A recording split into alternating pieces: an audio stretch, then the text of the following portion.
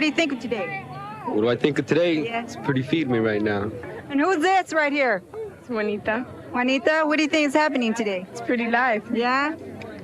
Well, what are you doing out here? Checking out the cars? Checking out the guys. Yeah, checking out the guys. All right, okay. You're tuned to Community Access Television Channel 3, serving San Leandro, San Lorenzo, and Hayward.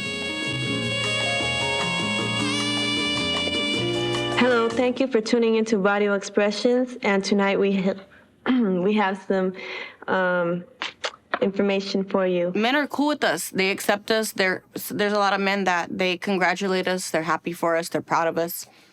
And then there's the men that are quiet. You know, they kind of just like look at us like, you know, they give us the looks.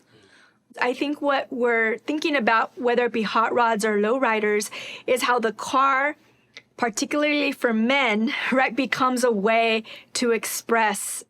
To me, the candy paint, the pinstriping, that's all just, it takes time and effort and detail, you mean?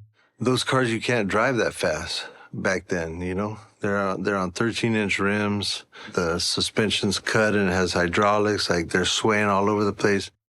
I think that we've always done things our way. So car customization is just one of the variables in the equation. Lowriding is an artistic and linguistic expression, and by default, it's political.